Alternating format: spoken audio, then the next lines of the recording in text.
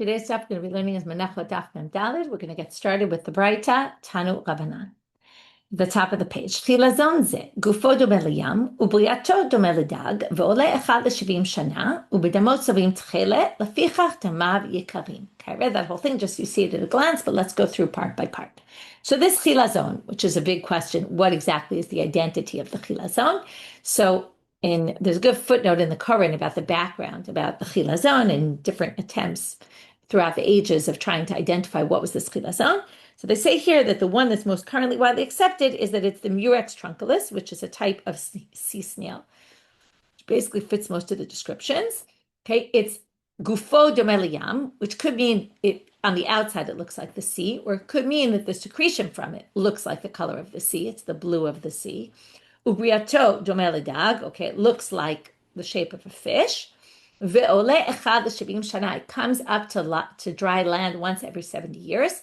Okay, this could mean a bunch of things. It sounds like it's saying they're very hard to catch and you can only catch them once every 70 years, but it seems like that's not really the case. Either we just say this is an exaggeration. We've seen many times that 70 years is used as an exaggerated number, or really as a number of the lifespan of a human being, like once in a lifetime experience. Like for example, Choni Amagel sleeps for 70 years, right? And wakes up in a whole new, everything's different. We have a baiting that kills once every 70 years, considered a murderous court, right? It's like it shouldn't even happen once in a lifetime. Anyway, it could be sort of an exaggerated number, or it could mean that some people think some miraculous once every 70 years they all come up on the shore, but otherwise you can find them in the water. But still, they're not so easy to find, and with its dam, with its blood, they make the tchelet, they dye the tchelet, which again could be just really a secretion, not necessarily blood. Right, which is really what blood is, right? It's something that's, you could look at blood in that way. It's something that's secreted from humans, so this would be something secreted from the chilazon, and therefore it's very expensive. We're going to talk today about a few things that seem to be expensive, right? Hard to get, so this is hard to come by, and therefore expensive. Tan, Amar Rabbi Natan. Okay, now we're going to bring a braita with the whole story that Rabbi Natan brings to highlight the following point. En lecha kol mitzvah kala shektuva b'torah she'en matan schara ba'olam hazeh. There's not even a small, it's all, even a light mitzvah in the Torah. You get a reward even in this world, and in the world to come, who knows what kind of reward you're going to get for it. Now, we're going to see the reward somebody got from keeping the mitzvah of tzitzit. Okay, we're going to see how much they got rewarded. Why is tzitzit a mitzvah kala? So Rashi says, because it's a mitzvah laseh. Okay, Rashi says here, tzitzit mitzvah kala, aseh ba'alma, it's just a mitzvah laseh, which means there's no punishment associated with not keeping it, which means that it puts it in a more lenient category, because the more you get punished for doing something, right, it's going to be more severe. Ma'aseh ba'adam echad, she'azeh b'mitzvah tzitzit, there was somebody who was very, very meticulous about keeping the mitzvah of tzitzit. Okay, we're going to see he was not very meticulous in other things, like, for example, engaging in prostitution. Okay, but tzitzit he kept. Shama sheyesh zona b'karchei hayam. He heard there was a prostitute overseas. Shenotelet arba me'od zehuvim b'schara. She took 400 gold coins for her payment. Shiger la arba me'od zehuvim. He sent overseas 400 gold coins v'kaval asman and booked an appointment. Kishigia zmano, when the time came, ba v'yashav ala petach. He went and sat by the entrance to her house. Nichnesa shifchata v'amrala.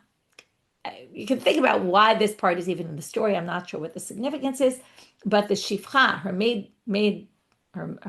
maidservant, comes and tells her, this man's waiting outside. What did she say about him? Oto adam sheshiger lach arba meot zehuvim ba v'yashav ala petach. She says the guy who sent you 400 zuzim, which actually is interesting because didn't they all have to send that? It almost sounded like an identifying feature. Maybe he was the only friar who paid full price.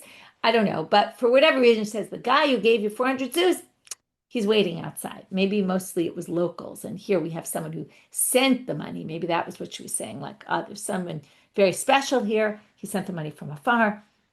Amrahi yikanes. So she said, let him come in.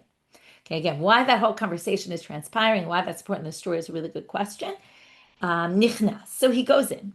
Hitzia lo sheva mitot. She offers him one of 7 beds. Shesh shel kesef echad shel zahav, 6 were silver, 1 was gold. Always in these stories, 7, right? It's also a mystical number. It has Kabbalistic significance, it's always seven days of the week, right? So, ubein kol echat ve'echat, between them all, right? Each of them has this kesef shel zahav, sulam shel kesef elyona shel zahav. Okay, between them all is this ladder made of silver, and the top was gold. Al tavi yashva al gabe elyona. She goes up to the top, when she's kishiyaruma, while she's naked, so she goes and sits on the top bed. V'afu alav yashav aron kenegdan. He goes up, follows her up there, and he's also naked as well. Ba'u arba tzitziotav, his 4 tzitzit that he was so careful to keep that mitzvah, even though he wasn't very careful about other things. They came v'tavchulo al panav, and they slap him in the face. Nishmat, he falls or somehow comes off the bed. V'yashavlo al gabe karka, and he's sitting on the floor, like he basically rolls off the bed, falls on the floor. It sounds like. V'at hi nishmatav yashva al gabe karka, and then she falls right after him and falls on the ground. And then they have a conversation.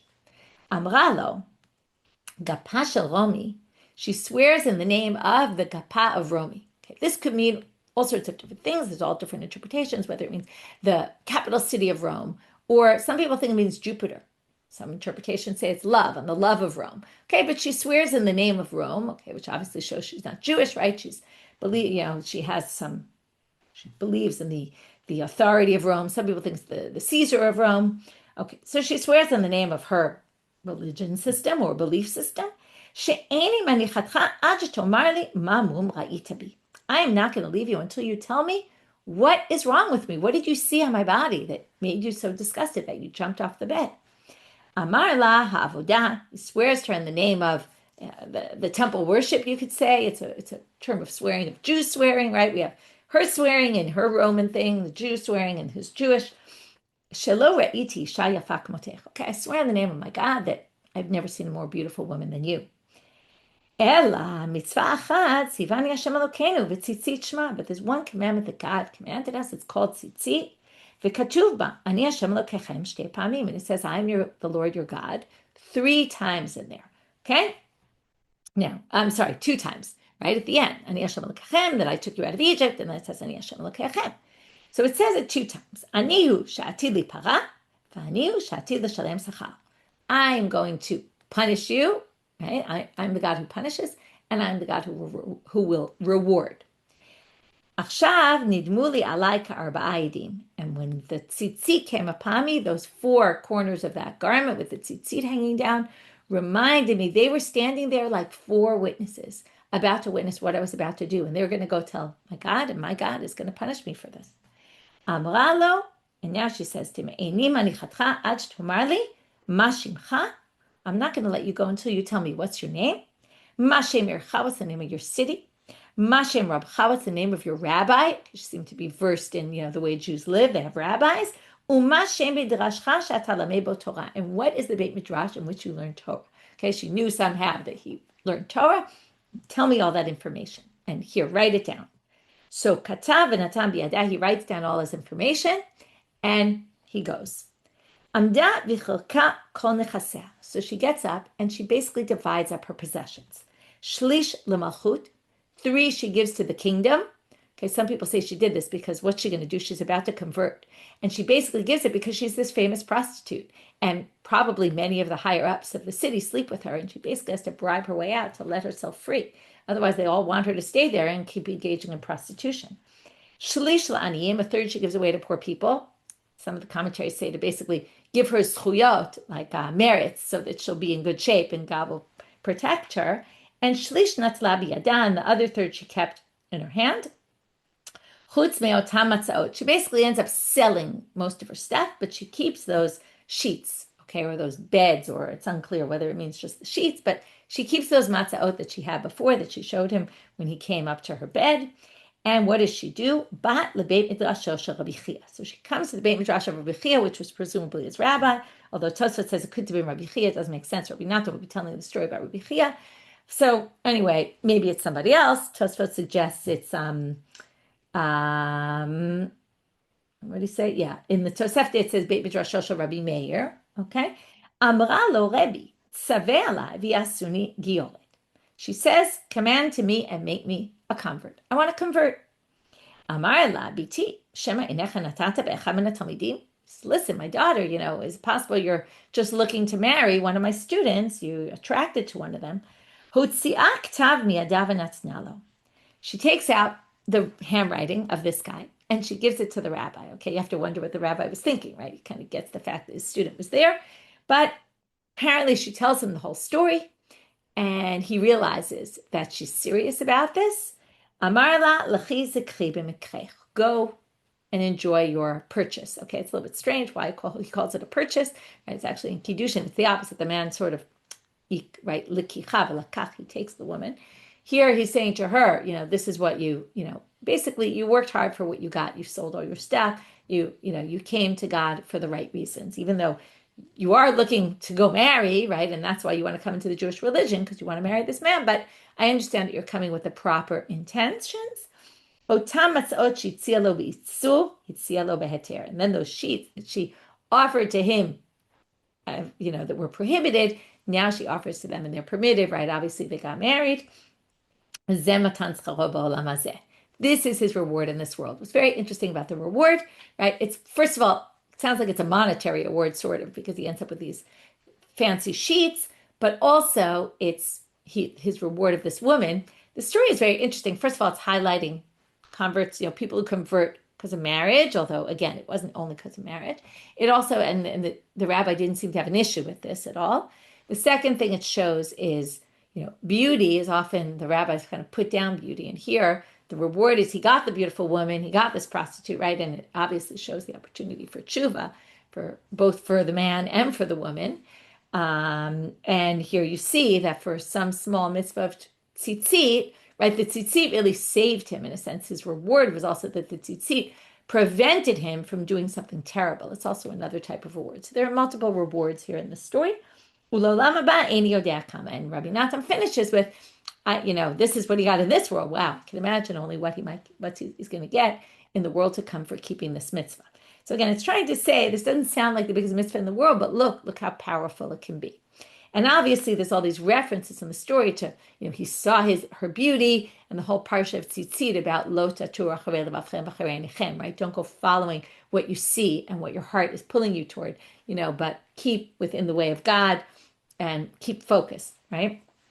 So that also is a theme here. Okay, moving on. Amar Rav Yehuda, right? There's a lot more I'm sure you could say about this story. Okay, food for thought. Amar Rav Yehuda, talit she'ula. If you borrow a talit of someone, now the pasuk says gdilim ta'aseh lecha, right? Al ksutcha, on your clothes, not on clothing, on your clothes. So if you borrow clothing, you don't have to put tzitzit on. But after 30 days, that's already, you need to put tzitzit on. If you've been wearing more than 30 days, it already becomes somewhat yours. Obviously, it's not yours. It's still borrowed, but enough that you're obligated in tzitzit. Mikam ba'ela chayevet, right? That's what it said. You're p'tura the first 30 days. After that, you're chayav. The beged is chayav and tzitzit. Tanya nami hachi, the same similar idea in a braita. Hadar bepundaki be'eretz Yisrael. Now we're moving to mezuzah, okay, but the same idea. If you live in an inn in Israel, basocher bayit b'chutz la'aretz, or if you rent a home abroad, kol shloshim yom patur min mezuzah. First 30 days, you don't have to put a mezuzah up. Mikam ba'elach chayav. But after that, so again, one is an inn in Israel. We'll see what the difference between renting in Israel. But staying temporarily in some hotel, you don't need a mezuzah. But after 30 days already you do. And if you rent a house abroad or an apartment, after 30 days also, you have to do it. But if you rent a house in Israel, but in Israel, you have to put up a mezuzah immediately because of the mitzvah of Yishuv of Eretz Israel. Okay, what does one have to do with the other? It's a really good question. Rashi makes an interesting connection, which is a little bit out there, but let's talk about it. Rashi says, after you, mishum Yishuv Eretz Israel, once you put it up, you can't take it off. Okay, there's some other halachic quotes from Baba Metzia that basically says once you put up a mezuzah, you cannot take it off. Okay, and therefore, even if you leave the house, hilkach, I'm just skipping a little bit, so you're unlikely going to leave there. That's why if you rent, we want you to stay. So basically, we're going to say, put up a mezuzah right away, and that'll prevent you from leaving. You've already invested in the house. This is the second time we're going to see the expense of doing these mitzvot. Okay, So first we saw tchelet, now the mezuzah. Soon we'll get to tefillin. Vafilu yotzei mimena, and let's say you do leave, well, you're going to be able to rent it quickly, Rashi says, because you already have a mezuzah there, and someone's going to say, oh, I'll move it to that house because it already has mezuzahs up.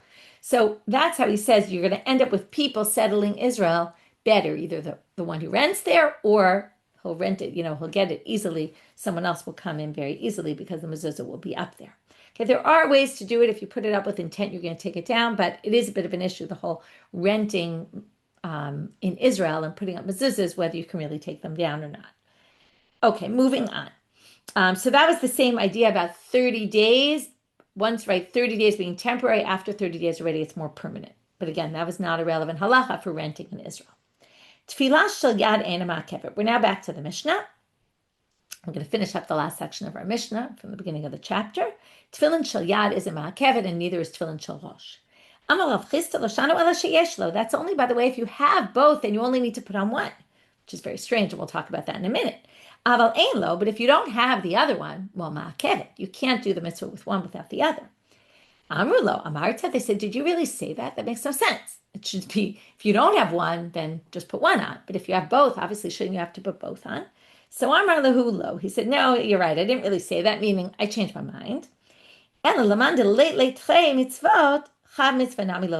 he ends up understanding this in the simple reading. If you have two mitzvot, you're right. If you don't have the opportunity to do both mitzvot, what we're going to tell you, don't do one. So basically, we switch it back to if you only have one, do one. Okay, we're not going to prevent you from doing one mitzvah just because you don't have the second. Umi Karamai Savar, what did he think originally when he suggested that weird suggestion?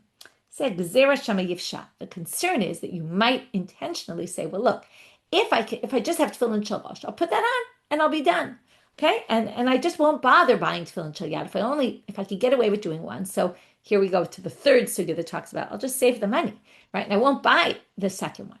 But right, and that's why he was saying if you don't have it, it's a problem because we want to prevent you from getting to the situation where you're just going to say, you know what, I won't bother getting the other tefillin. Okay. But in the end, we say that's not the case. If you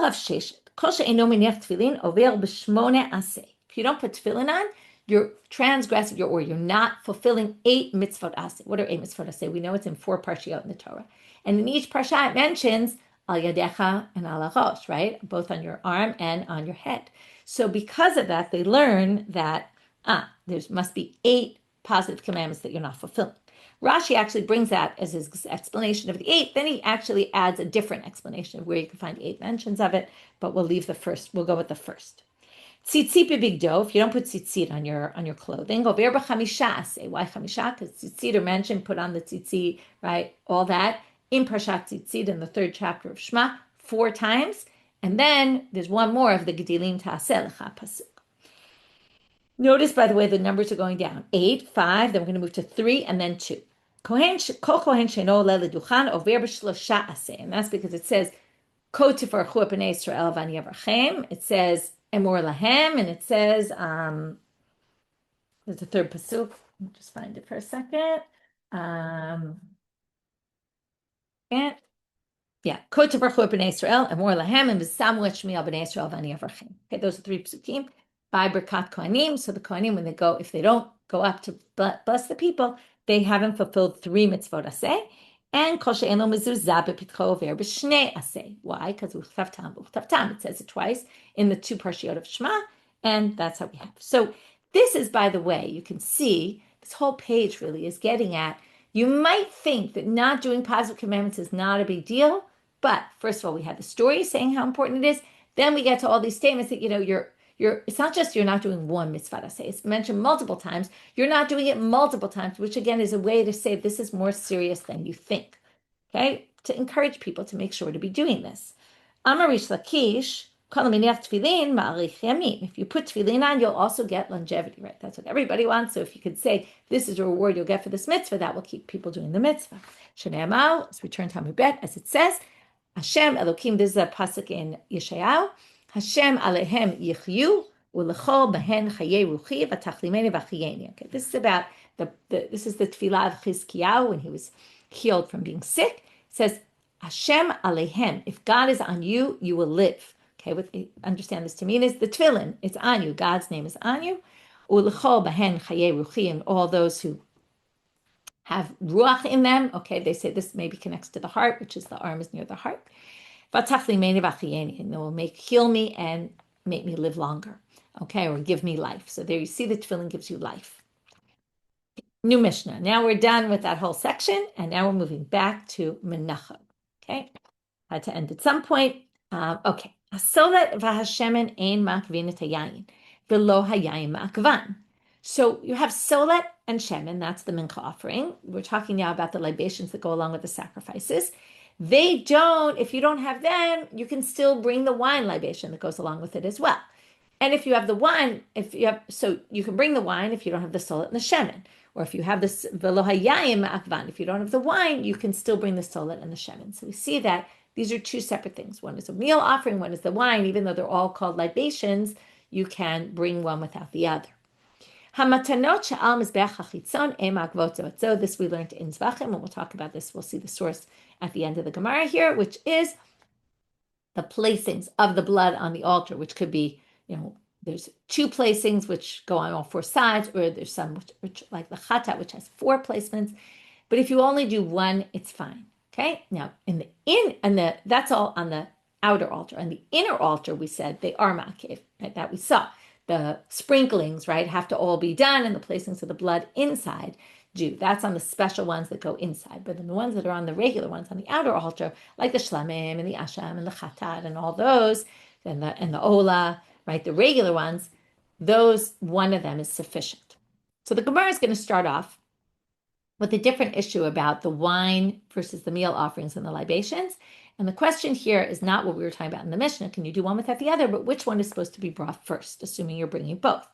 Tanu Rabbanit, u'minchatan v'niskehem, havei mincha, v'achar kach havei nisachim. Bring your mincha, then bring the libations, because it says, u'minchatan v'niskehem. This is in Bamidbar, when it lists in chapter 29 all the sacrifices and what are you supposed to bring with them for the holidays. It says the minchas and the nisachim. These are what we call the korbanot musaf, the added ones on the special days.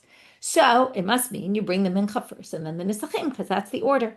Rebbe Yomil, zevach u'nisachim. Okay, this is in Shemot chapter 20. Vayikra chapter 23, where it mentions all the holidays. Okay, there's two places where sacrifices of the holidays are mentioned. One is in Parshat Emor and Vayikra, and one is in Bamidbar. The one in Bamidbar is what we read always for Maftir on the holidays. It's the sacrifices they brought that day.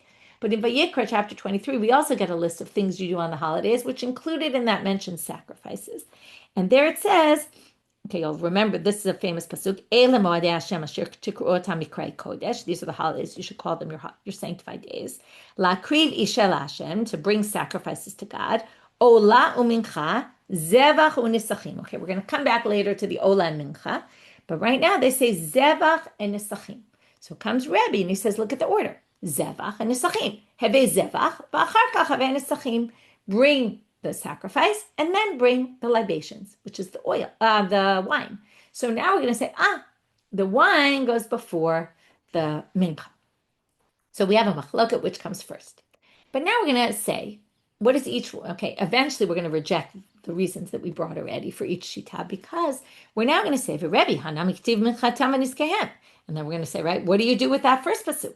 And then we're going to say to the rabbis, what do you do with Rebbe's pasuk? And in the end, each one's going to say, I need it for a different drasha. So, Haome Baile, Rebbe is going to say, Minchatav v'niskehem is for a different drasha. Minchatav v'niskehem balayla, u'minchatav v'niskehem afilu l'machal. Okay, it says Minchatav v'niskehem many times in the section there, because every time it mentions the sacrifice, it says, and bring it with the libations. That teaches you can even do them at night, and you can even do them the next day. You don't have to bring them the same day the sacrifices are brought. Now we're back to the rabbis. Nami haktiv zevach u'nisachim. So Rebbe said we get from there the libations, the wine comes first. So what do you do with that pasuk? The rabbis say, they need it for what Ze'eri said. To Amar Ze'eri, ein nisachim mitkadshim ela b'shchitat hazevach. When we say zevach u'nisachim, what we mean is, when you do the zevach, when you slaughter the animal, that's when the libations become sanctified, because the libations go along with the animal sacrifice. So at the moment of the slaughtering, that's when the libations become sanctified. So that teaches you something else. So now we have a bigger problem, because if each one brought the pasuk of the other and said it teaches you some other halacha, and we assume the other one agrees with that halacha, then how can they each prove their point from that pasuk in the first place if that pasuk is needed for something else? So Rabbi Nami mibayle l'chedzeiri, v'Rabbanan Nami mibayle l'minchatam niskem b'layla l'minchatam niskem afilu l'machar. Each of them need those psukim to teach that additional halacha. So now they're going to start again and give a different reason for the rabbis and Rebbe. Elahainu taimayo de Rabbanan. This is the reason for the rabbis, who again say mincha, then libations, then the wine. Sorry, mincha first, then the wine. Dichtiv ola umincha. So that's the part earlier in that pasuk in Shemot, in Vayikra. Sorry, in Vayikra 23, where it says ola, then mincha, and then it said zevach and nisachim. But right now it's going to focus on the ola umincha, and they're going to say. So ola, then mincha. Notice what comes right after the ola, the mincha. And Rebbe Nami haktiv ola mincha. So what's Rebbe going to do with that? Because he says wine comes first. Ella bebaim imazevach to kulei amalo pligi. They're not going to say, oh, they all understand ola mincha literally. And they all actually say the mincha comes first, but only in a particular situation. If you bring the mincha together with the offering and the wine libations as well, the mincha takes precedence. Okay, we'll see why in a minute. The mincha v'achar kach nisachim ta'aktiv ola mincha. Okay, because of the ola mincha, they all agree with that. Ki pligi bebaim b'fnei atzman. But if you bring them on their own tomorrow, the next day, right? You have many days that you can still bring it. Well, then we have a machloket. So what's the machloket? Rabbanan savrei midabaim mazevach mincha v'achar kach nisachim b'fnei atzman nami mincha v'achar kach nisachim. It's the most intuitive. If it comes with the sacrifice, the mincha first, then obviously when it comes without the sacrifice, it's going to be the mincha first. And we just continue that pasuk even when it's not coming together. The Rebbe says, no. Hatam hu da'adi da'atcha ba'achila garmala l'kulei milta da'achila. Well, the korban, not the ola actually, even though that's the one in the pasuk. But if it's a shlamim, for example, you're going to eat the meat. If it's chatat, you're going to eat the meat.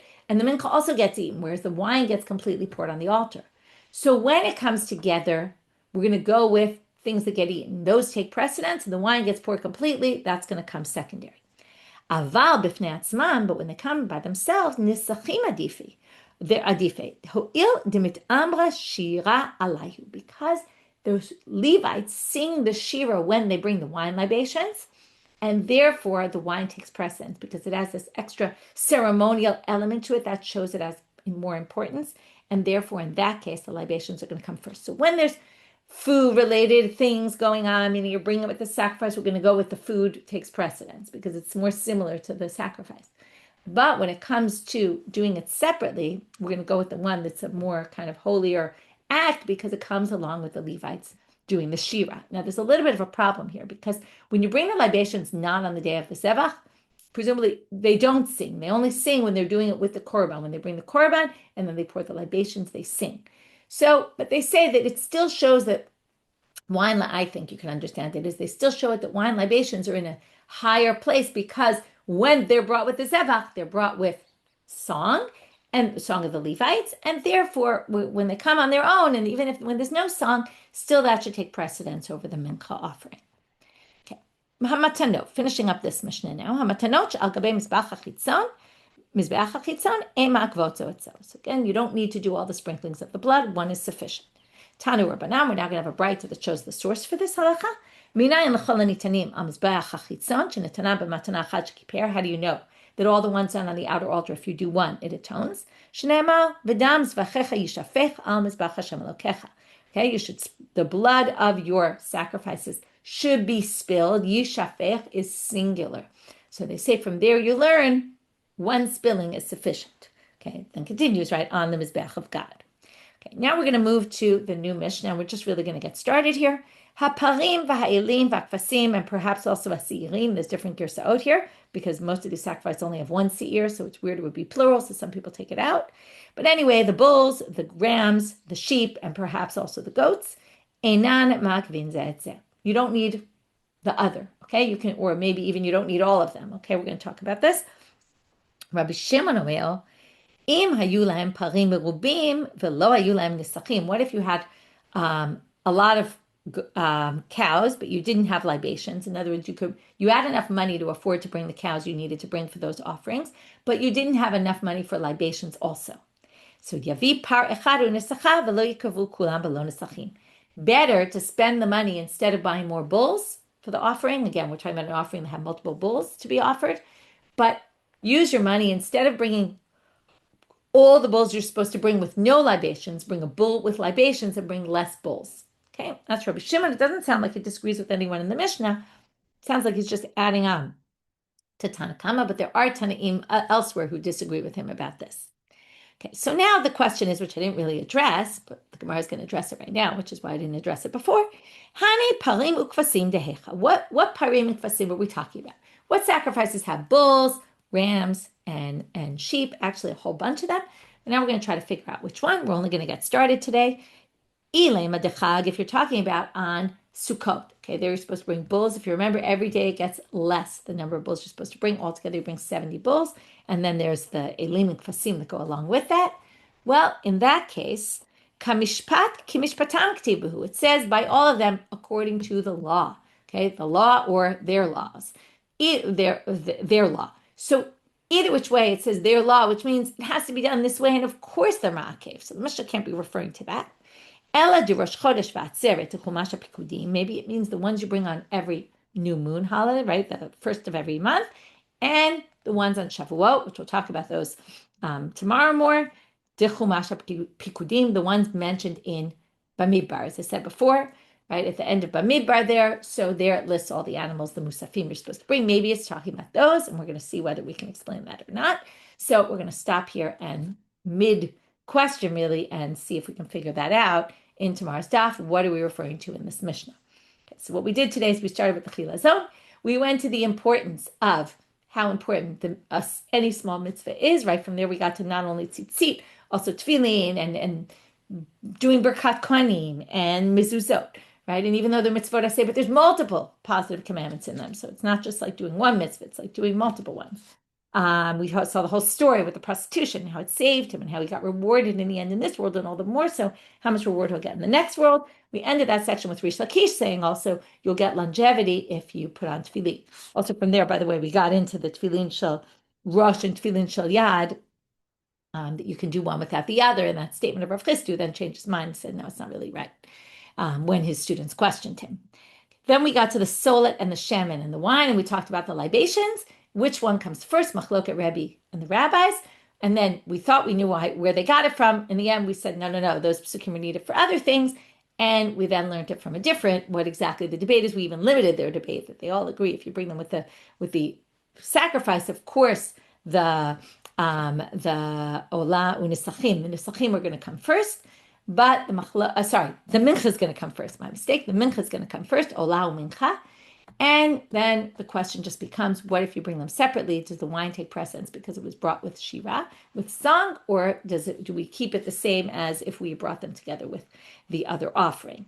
From there, we finished up with the matanot on the altar that aren't ma'akev ze'etzeh on the outer altar, and then we talked about the amount of bulls, sheep, and rams that you have to bring for sacrifices, or the fact that you have to bring all of these different types is not ma'akev ze'etzeh. Okay, it doesn't prevent the rest from being brought. With that, we finish for today. Wishing everyone a good day.